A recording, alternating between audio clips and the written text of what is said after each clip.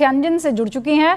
बल्कि इस वक्त हम यहाँ पर हिंदुस्तान में चर्चा कर रहे हैं कि प्रधानमंत्री नरेंद्र मोदी ने गजब का भाषण दिया है, पुतिन ने भारत की तारीफ की है और बहुत क्लियरली प्रधानमंत्री ने ये बता दिया है कि देखिए टेरर और ट्रेड वैसे तो साथ नहीं चल सकता है, दोहरा रवैया इस पर नहीं चल सकता है।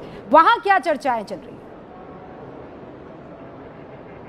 जी बिल्कुल, सबसे पहले तो मैं आपको आज का अखबार दिखाना चाहती हूँ। चाइना डेली के फ्रंट पेज पे ये तस्वीर है मोदी और शी जिनपिंग की कल की मीटिंग के बारे में आई एम श्योर आपने अपने दर्शकों को बताया है।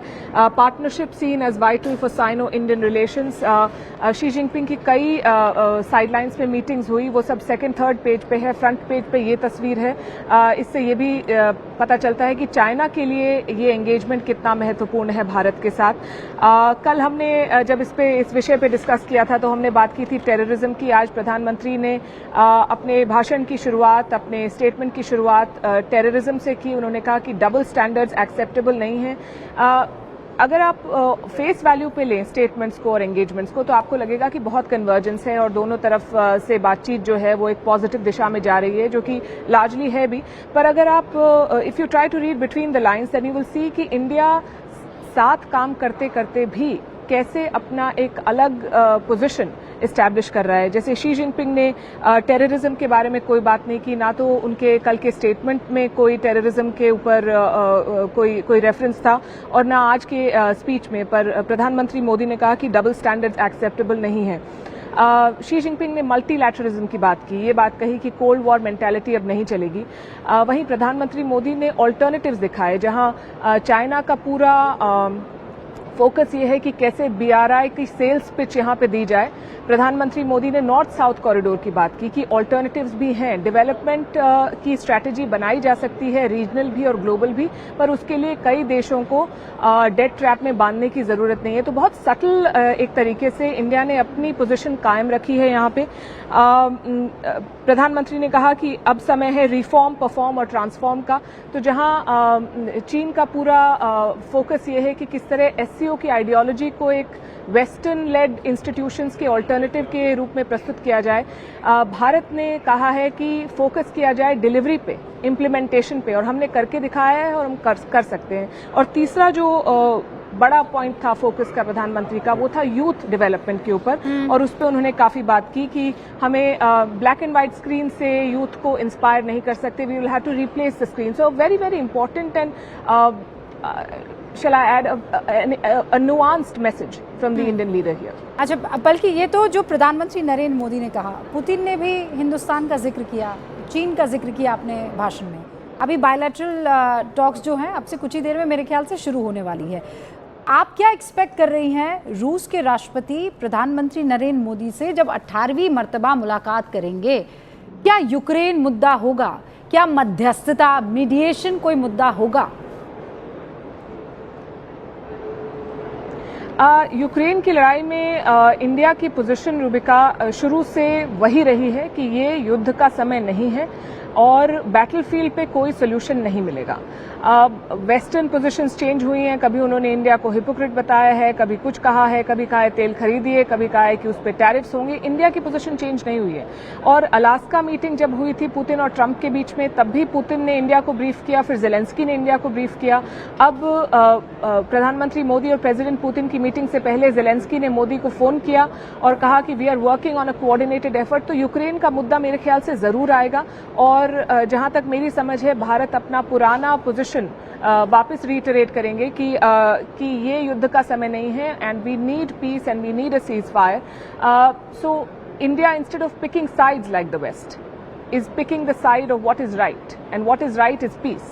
तो ये जरूर चर्चा होगी। पर जो आज तस्वीरें आई हैं मोदी और पुतिन के गले लगते हुए, हाथ मिलाते हुए, हाथ पकड़ के आगे बढ़ते हुए, क्या चर्चा है उसे लेकर? में जरूर आई एम श्योर लोग देख रहे होंगे।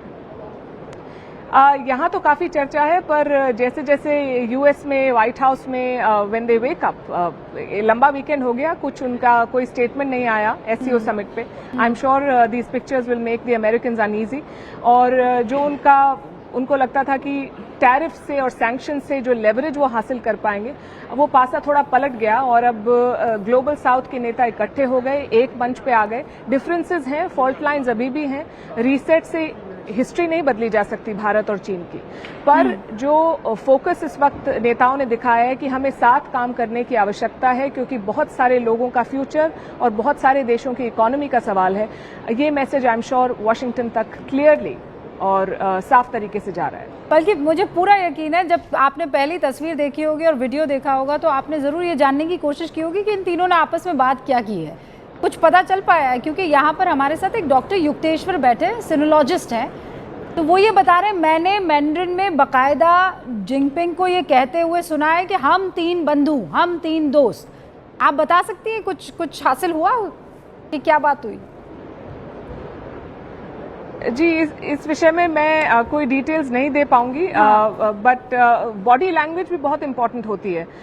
Even if leaders are just greeting each other, even if they are saying good morning, how are you doing, we don't know what they said, पर अगर सिर्फ ये बात हो तो भी बॉडी लैंग्वेज और केमिस्ट्री मैं आपको इसलिए रोक रही हूँ क्योंकि अभी मुझे ये जानकारी मिली और इस वक्त ये बड़ी खबर है, जो ज्वाइंट डिक्लेरेशन है उसमें पहलगाम का जिक्र है। एससीओ के ज्वाइंट डिक्लेरेशन में बताया जा रहा है कि पहलगाम को इंक्लूड किया गया है। हम कल ही बात कर रहे थे कि जापान में जो डिफेंस मिनिस्टर्स की एससीओ में बैठक हुई थी, उसमें हम इसी बात को लेकर चिंतित थे और I think it is resolved here. Absolutely, और ये बहुत इंपॉर्टेंट मैसेज है, क्योंकि जब डिफेंस मिनिस्टर्स की मीटिंग के बाद स्टेटमेंट आया था, उसमें बलूचिस्तान का जिक्र था, उसमें बलूचिस्तान ट्रेन हाईजैकिंग का मेंशन था, पर पहलगाम जहां पे 26 सिविलियंस और टूरिस्ट्स को मारा गया पाकिस्तानी टेररिस्ट के द्वारा, उसका मेंशन नहीं था। तो ये भारत के लिए एक बड़ी जीत होगी। और तस्वीरें जब हम बात कर रहे हैं तो आपने देखा होगा कि शहबाज शरीफ खड़े हैं और प्रधानमंत्री मोदी और प्रेसिडेंट पुतिन एक साथ चल के जा रहे हैं, तो वो भी that picture also says something. But I think if the joint statement does mention Pahalgam, then that is a big win for India, क्योंकि भारत के लिए ये एक बड़ा मुद्दा था कि डबल स्टैंडर्ड्स नहीं हो सकते टेररिज्म पे। और एससीओ एक संस्था इसीलिए बनाई गई थी, among other things, to ensure regional security. और भारत के as far as India is concern एक मॉरल क्लैरिटी है कि सिक्योरिटी बिना टेररिज्म को एड्रेस किए नहीं अचीव की जा सकती है। बल्कि थैंक यू सो मच हमारे साथ जुड़ने के लिए और हमें सारी चीज़ें डिटेल में बताने के लिए, आसान शब्दों में बताने के लिए। उम्मीद करूंगी आगे भी आपसे ऐसे ही मुलाकात होगी। फिलहाल बहुत बहुत शुक्रिया। तो मेरी मित्र बल्कि अभी ये बता रही थी कि देखिए बड़ी खबर, एससीओ में जॉइंट डिक्लेरेशन यानी साझा घोषणा पत्र में पहलगाम हमले की निंदा की गई है। पहलगाम हमले का जिक्र बाकायदा। नीरज भी हमारे साथ जुड़ चुके हैं, उनका रुख करते हैं। नीरज, ये बड़ी जीत है भारत के लिए अगर पहलगाम का जिक्र जॉइंट डिक्लेरेशन में है तो।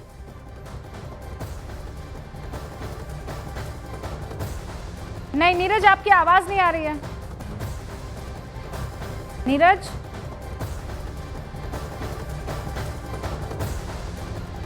सीमा पर आतंकवाद का भी